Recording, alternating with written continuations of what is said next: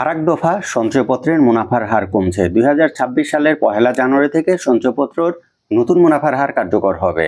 আপনারা ইতিমধ্যে অবগত আছেন, যারা রেগুলার সঞ্চয়পত্র করেন অথবা এই ধরনের খোঁজখবর রাখেন।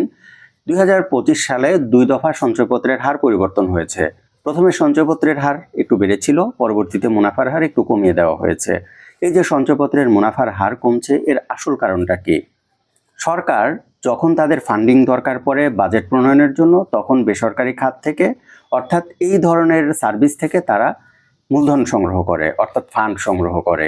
যখন সরকারের বেশি মূলধন দরকার হয়, আর্থিক সংকট থাকে, তখন ট্রেজারি বন্ড, সেভিংস সার্টিফিকেট, বিভিন্ন ধরনের বন্ড, এই ধরনের খাত থেকে সরকার অর্থ সংগ্রহ করে। আবার যখন তাদের অর্থ কম হয়, তখন সঞ্চয়পত্র বা এই ধরনের হারগুলো কমিয়ে দেওয়ার মাধ্যমে তারা বাজার থেকে কম টাকা সংগ্রহ করে। এখন একটা ব্যাপার, এই যে সরকার নতুন মুনাফার হার কার্যকর করছে, এতে করে কারা ক্ষতিগ্রস্ত হবে, কারা লাভবান হবে? তো এই যে নতুন প্রজ্ঞাপন আসছে, অর্থ মন্ত্রণালয়ে ইতিমধ্যে এই নতুন মুনাফার হারটা সাবমিট করা হয়েছে অর্থ উপদেষ্টার কাছে। এখন এখানে বলা হয়েছে সঞ্চয়পত্র নতুন করে ক্রয়ের জন্য 2টা স্ল্যাব আছে, একটা 7,50,000 টাকা, একটা 7,50,000 টাকার উপরে। তো যারা কম টাকার সঞ্চয়পত্র কিনবেন তাদের জন্য মুনাফার হার আগের মতোই বেশি থাকবে, আর যারা বেশি টাকার সঞ্চয়পত্র করবেন তাদের জন্য মুনাফার হার তুলনামূলক কমে যাবে। এই হার বর্তমানে প্রচলিত হারের চেয়ে 0.50 কম হতে পারে। এটি হলো সর্বশেষ আপডেট। সুতরাং যারা সঞ্চয়পত্র করতে চাচ্ছেন তারা এই বছরের মধ্যে অর্থাৎ 1 জানুয়ারির আগেই সঞ্চয়পত্র করবেন। সঞ্চয়পত্র যদি আপনি একবার করেন, তারপরেও যদি সঞ্চয়পত্রের হারটা কম বা বেশি হয়, তাহলে আপনি যে রেটে কিনেছেন সেই রেটটাই বলবৎ থাকবে।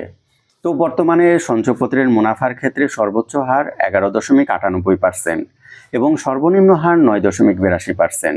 তো এখান থেকে সঞ্চয়পত্র এই মুনাফার হারটা কিছুটা কমবে। এখন আপনাদের মনে প্রশ্ন জাগতে পারে যে কেন এই সিদ্ধান্ত নিচ্ছে সরকার? এই সিদ্ধান্তটা মূলত 6 মাসের জন্য নেওয়া হচ্ছে। 6 মাস পর এটি আবার রিভাইজড হতে পারে, পরিবর্তন হবেই, ব্যাপারটা এমন নয়। আমাদের অর্থনীতিতে, আমাদের নতুন বাজেটে সরকারের যদি টাকা বেশি করে দরকার পড়ে, তাহলে তারা এই হারটা আবার বাড়িয়ে দিবে। যদি টাকা কম দরকার পড়ে, তাহলে সেটি কমই থাকবে। মূলত বেসরকারি বা ব্যাংক খাতগুলোতে ঋণের প্রবাহ বৃদ্ধির জন্য এই উদ্যোগটা নিয়েছে সরকার।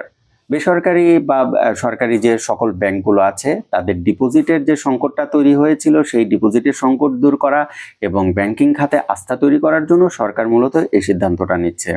সুতরাং যারা নতুন করে সঞ্চয়পত্র করতে চাচ্ছেন তারা দ্রুত করে ফেলুন, এবং যারা সঞ্চয়পত্র করতে চাচ্ছেন না, রেগুলার বেসিসে লেনদেন করতে চান, তারা ব্যাংকে লেনদেন করুন। আপনার ব্যাংকে অথবা কোন ব্যাংকে করবেন সেই সিদ্ধান্ত অবশ্যই আপনার।